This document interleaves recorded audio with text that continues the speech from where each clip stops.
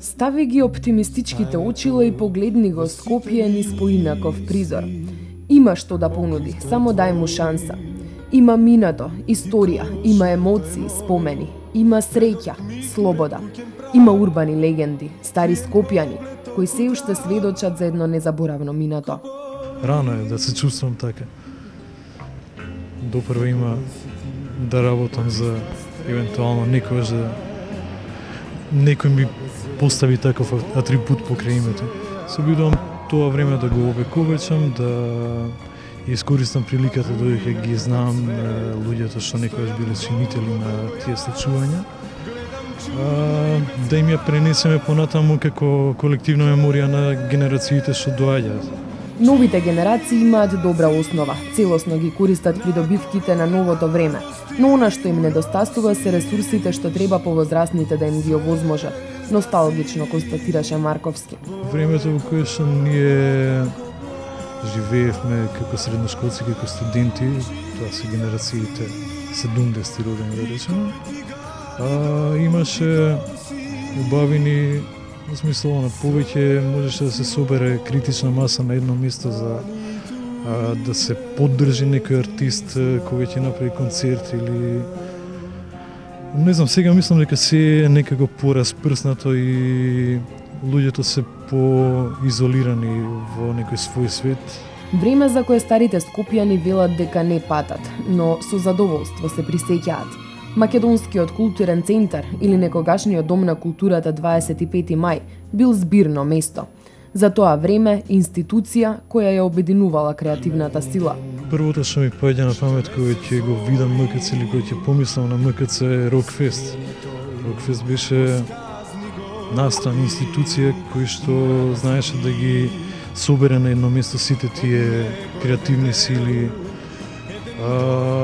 Настан кој што со своето постоење придонесуваше во предвечерието на независноста на Македонија како една идеја за сопствена сцена, за некое артикулирање на нешто што тука се случува.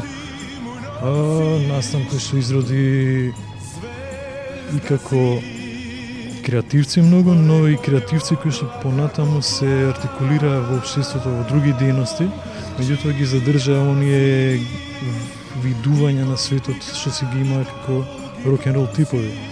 Многу од нив денеска се во естаблишментот, во комерцијални институции и мислам дека многу придонесува тоа што поминале такво нешто за малку по-соотворен ум да гледаат на нештото и да го движат во рамките на своето влијание нашето општество. Како што вика модната дизајнерка Лидија Георгиева, која што имавме представено, цитирајќи еден свој пријател, времења кога се живеело на трезно како да си на екстази. Да си стар скопјанец за многумина е гордост, зашто со себе носиш незаборавно и единствено минато. А денес Марковски смета дека скопјанецот е многу шарен. Еве каде ги гледа корените за враќање кон уникатноста. Во денешни прилики мислам дека добар модел за такво нешто се сцената што ја искреира PMG колектив или 103 во своите славни времења. Главно мислам дека тука е коренот на тоа што би требало да биде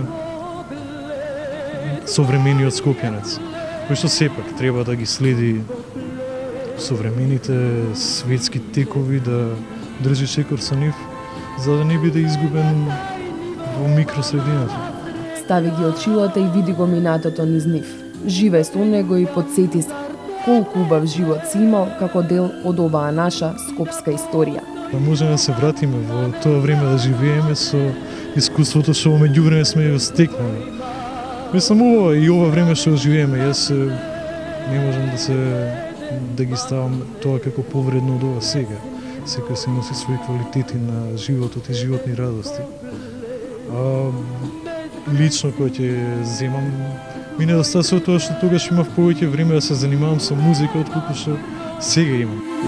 Што ме плени, љуби ме ти.